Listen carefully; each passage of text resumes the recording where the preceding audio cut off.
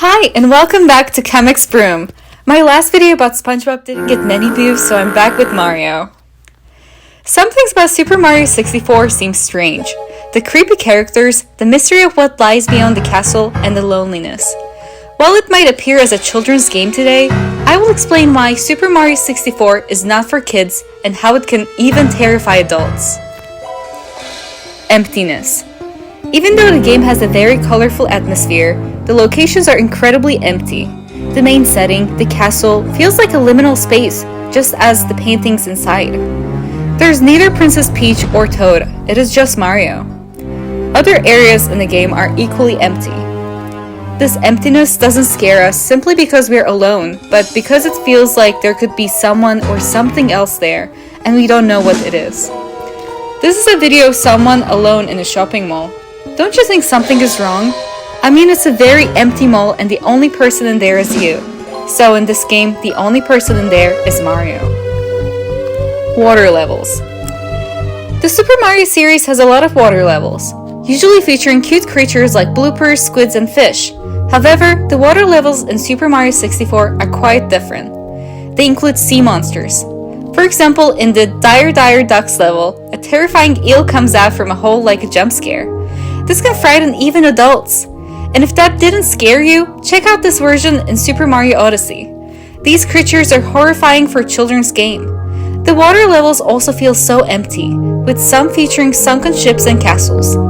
These levels can create thalassophobia in you and scare you if you have it. Thalassophobia is simply the fear of the unknown deep sea. You never know what will come from the sea. Movies like Jaws have famously exploited this fear. El Israel.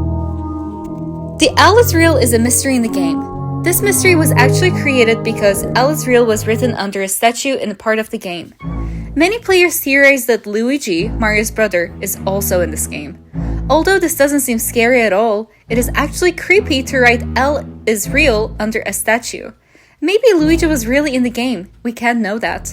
But Luigi is playable in Super Mario 64 DS, which is the Nintendo version of the game. Infinite gaps. You may have noticed that in many Mario games the platforms seem to float in the air. Most of the time there is no floor, and when Mario falls, he falls into a bottomless void. These gaps can scare young players. You can argue that these gaps occurred because the conditions of the time and the technologies were not so developed, but it is possible to see these bottomless gaps in more recent dates and when technology was more advanced. It is not known why a floor is not made, but the lack of a floor and a bottomless void makes the game very scary.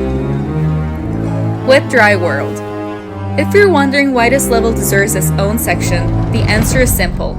It is deeply unsettling. Compared to other levels, Wet Dry World has a mysterious and unnerving atmosphere. What is with the buildings? Did people once live there? These questions never leave our minds throughout the level. Additionally, this stage combines all the creepy elements previously mentioned: emptiness, water monsters, infinite gaps, and a sense of sadness. As you know, this episode takes place underwater, so the city there is a submerged city underwater. What we understand in the game is that the people living in the city died because the city suddenly sank into the water, and people died by drowning. Don't you think it is too dark for a children's game? Super Mario 64 is a game that scares you psychologically, a game that looks very cheerful, but when you know the story behind, it is not a children's game.